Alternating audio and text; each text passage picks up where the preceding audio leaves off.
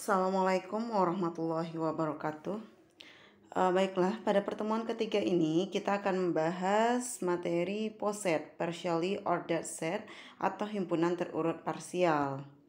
Nah, sebelum kita memahami materi poset, kita ulang kembali materi kita minggu yang lalu sedikit karena ini berhubungan ya, yaitu sifat-sifat relasi biner.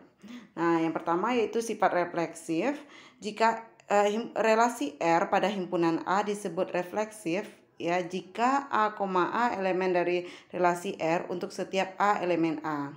Jika terdapat elemen dari A yang bukan merupakan elemen dari relasi R, artinya dia tidak bersifat refleksif. Nah, contoh misalkan A yaitu beranggotakan 1, 2, 3, 4 dan relasi R di bawah ini didefinisikan pada himpunan A. Relasi R yaitu beranggotakan 1,1, 1,3, 2,1, 2,2, 3,3, 4,2, 4,3, dan 4,4. Ini bersifat refleksif karena terdapat elemen relasi yang berbentuk A, yaitu 1,1, 2,2, 3,3, dan 4,4. Nah, untuk B, relasi R beranggotakan 1,1, 2,2, 2,3, 4,2, 4,3, 4,4. Ini tidak bersifat refleksif karena terdapat 3,3 yang bukan elemen dari R. Sedangkan dia tadi kan setiap anggota A. Setiap anggota A yang merupakan elemen dari R, ya, merupakan pasangan terurut dari relasi R. Nah, artinya harus ada 1,1, 2,2, 3,3, 4,4. Sedangkan di sini ada berarti 3,3 yang bukan elemen dari R. Nah, berarti dia tidak bersifat refleksif. Jadi harus semua anggota A yang berbentuk merupakan anggota dari himpunan relasi R gitu ya. Nah, kita lanjut berikutnya yaitu sifat berikutnya yaitu transitif atau menghantar. Relasi R pada himpunan A disebut menghantar jika A, B elemen dari R, B, C elemen dari R, maka A, C elemen dari R untuk setiap A, B, C elemen A. Nah, kita masuk contohnya ini, misalkan relasi R yaitu beranggotakan 1,1, 2,3, 2,4, 4,2. Ini tidak menghantar karena 2,4 dan 4,2 elemen dari R, tapi 2,2 tidak elemen dari R. Begitu juga dengan ini, 4,2. 4,2 kita misalkan ini adalah A, B-nya gitu ya. Berarti A kita 4, B-nya 2, kemudian itu merupakan elemen dari R. Ini dia, ya, elemen dari R. Kemudian 2,3. 2,3 berarti ini adalah B, C-nya. Ya, B, C. Ini dia. Ya. Nah, dia merupakan elemen dari R. Tetapi ketika kita bentuk dia kan A, B elemen dari R, B, C elemen dari R, maka A, C elemen dari R. Harusnya kan ada 4,3 yang merupakan elemen dari R. Tapi di sini tidak ada. Artinya 4,3 bukanlah elemen dari R. Artinya R kita tidak bersifat transitif, ya. Jadi untuk transitif dia harus A, B elemen R, B, C elemen dari R, maka A, C adalah elemen dari R. Artinya relasi kita yang tadi ini tidak transitif. Nah, kita lanjut berikutnya. Setangkup dan tolak setangkup. Untuk setangkup disebut dengan simetrik, ya. Relasi R pada himpunan A disebut setangkup jika A, B elemen R, maka B, A juga elemen dari R. Nah, untuk A, B elemen dari R. Nah, kita fokus ke sini, yaitu tolak setangkup. Ya, tolak setangkup atau antisimetrik. Relasi R pada himpunan A sedemikian sehingga A, B elemen R dan B elemen dari R hanya jika A sama dengan B. Untuk setiap A, B elemen A itu disebut dengan antisimetrik. Jadi ketika A, B elemen R dan B, A elemen R jika A sama dengan B, hanya jika A sama dengan B. Ya, ketika dia dibalik ya, itu hanya berlaku jika A sama dengan B. Itu namanya antisimetrik. Nah, sekarang ini contohnya ya, misalkan kita ambil contoh yang di ini saja ya, di R 1,1, relasi R beranggotakan berpasangan berurut 1,1, 1,2, 2,2, 2,3. Ini merupakan tolak setangkup karena apa? Ketika ada anggotanya 1,1 elemen dari R artinya 1 sama dengan 1 dan 2,2 elemen dari R artinya 2 sama dengan 2. Nah, itu perhatikan bahwa R tidak setangkup ya, tapi disebut dengan tolak setangkup. Nah, untuk tolak setangkup itu namanya antisimetrik tadi ya. Nah, tadi ya jadi 1,1 elemen dari R dan 2,2 juga elemen dari R gitu ya. Nah, ini hanya berlaku jika A sama dengan B gitu ya. Nah, itu dia tolak setangkup atau antisimetrik. Nah, kita lanjut berikutnya. Definisi suatu relasi biner dinamakan sebagai suatu relasi pengurutan tak lengkap atau relasi pengurutan parsial, partial ordering relation, jika ia bersifat refleksif, antisimetrik, dan transitif. Nah, dia harus berlaku ketiga-tiganya ini jika dia dikatakan dengan relasi pengurutan parsial ya, yaitu refleksif, antisimetrik, dan transitif. Nah, kita lihat ilustrasinya. Misalkan A sebuah himpunan bilangan bulat positif dan R sebuah relasi biner. Pada A sedemikian rupa ada dalam R jika A membagi habis B. A membagi habis B. Nah, kita fokusnya sekarang A membagi habis B. Nah, karena jika A membagi B habis B, berarti B tidak membagi habis A, kecuali berlaku A sama dengan B. Kalau misalnya A sama dengan B, maka A membagi habis B dan B membagi habis A ya. Nah, baru dia bersifat antisimetrik. Nah, artinya bilangnya harus sama kan gitu ya. 5 membagi habis 5, berarti 5 juga membagi habis 5, dan itu merupakan elemen dari R. Nah, artinya R adalah sebuah relasi antisimetrik atau tolak setangkup ya. Nah, kemudian karena setiap bilangan bulat membagi habis dirinya sendiri, itu dia tadi ya, kan tadi 5 habis membagi 5, artinya setiap bilangan bulat membagi habis dirinya sendiri, merupakan sifat refleksif juga ya, yaitu dia bisa membagi habis dirinya sendiri. Karena jika A membagi habis B dan B membagi habis C, maka A membagi habis C. R adalah sebuah relasi transitif ya atau menghantar. Dengan demikian ya, R adalah sebuah relasi pengurutan parsial karena berlaku di sini yaitu sifat refleksif, antisimetrik, dan transitif. Nah, jadi yang tadi itu ya harus saudara pahami kembali ya, apa yang refleksif tadi berlaku A, elemen dari R ya, dimana untuk setiap A elemen A. Kemudian antisimetrik jika A elemen antisimetrik tadi ya, jika terdapat ini ya, A, B elemen R dan B elemen A, B, A elemen dari R. Nah, hanya jika A sama dengan B. Kemudian lagi bersifat transitif ya, jika A, B elemen R dan B, C elemen R, maka A, C elemen dari R. Itu kita harus pahami. Nah, kita lanjut. Himpunan A bersama-sama dengan suatu relasi pengurutan parsial R pada A dinamakan himpunan terurut parsial atau partially ordered set, atau disingkat sebagai poset, dilambangkan dengan A, R ya. Nah, ini R-nya relasinya tergantung keadaan relasi yang kita pakai. Nah, relasi pengurutan parsial R pada himpunan A kita akan sering menggunakan simbol kurang sama atau lebih sama untuk R relasinya. Nah, kita lihat contohnya ya. Himpunan Z positif adalah himpunan bilangan bulat positif, relasi kurang sama ya. Adalah sebuah partial order pada Z positif. Bila A, B ada di dalam R jika A kurang sama dari B. Nah, kita lihat ya. Tadi harus bersifat refleksif ya. Gimana caranya? Karena setiap bilangan bulat itu akan sama dengan dirinya sendiri ya. Berarti itu bersifat refleksif. Karena A kurang sama B dan B kurang sama A, kecuali jika A sama dengan B, itu bersifat antisimetrik. Jika A kurang sama dari B dan B kurang sama dari C, maka A kurang sama dari C. Ini bersifat transitif atau menghantar. Nah, kita lanjut berikutnya, ada diagram poset atau diagram Hase namanya. Nah, representasi grafik suatu relasi pengurutan parsial yang semua tanda panahnya mengarah ke atas juga disebut dengan diagram Hase ya, bagi relasi tersebut. Jadi diagram untuk poset ini disebut dengan diagram Hase.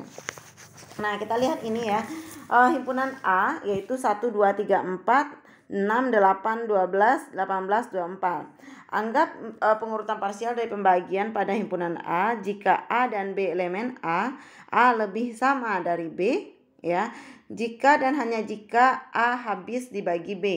A habis dibagi B. Artinya A-nya lebih besar ya. Jadi A habis dibagi B, yaitu A lebih besar atau sama dengan B. Nah, bagaimana diagram posetnya jika A lebih sama? Nah, kita harus pahami dulu A habis dibagi B. Misalkan habis dibagi, misalkan 5 dibagi 1.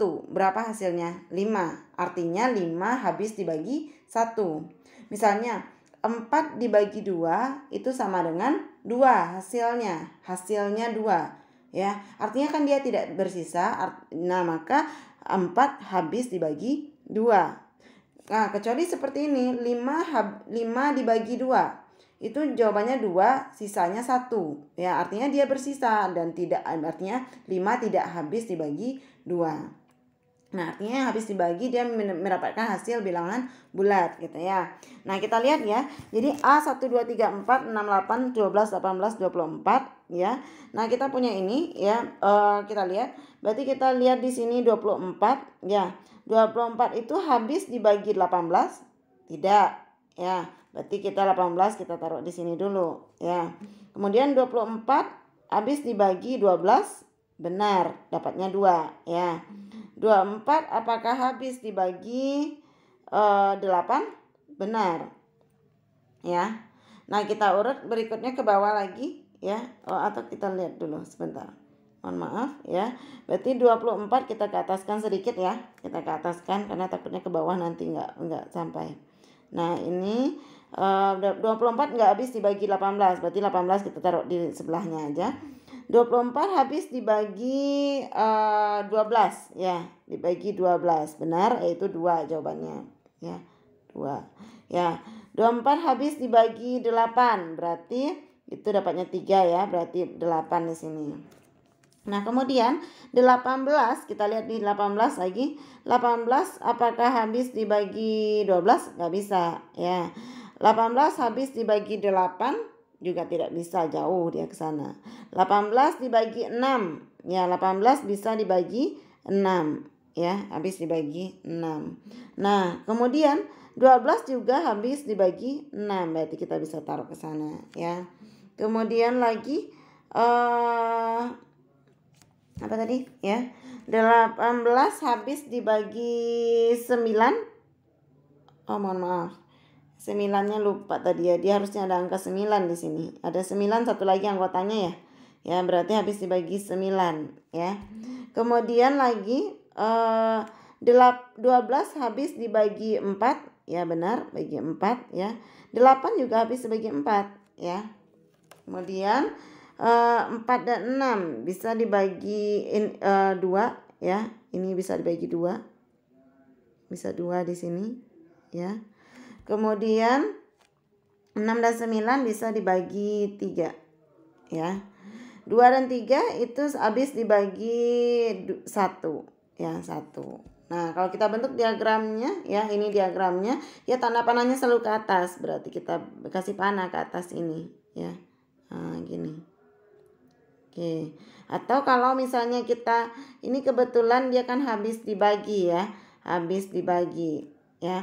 Nah, kalau misalnya kita nanti kita dapatnya begini, yaitu A membagi habis B gitu ya. A membagi habis B. Kita mulainya dari bawah ya, dari bawah. Nah, ini boleh juga kita apa? 1 membagi habis 2 ya, 1 membagi habis 3 ya.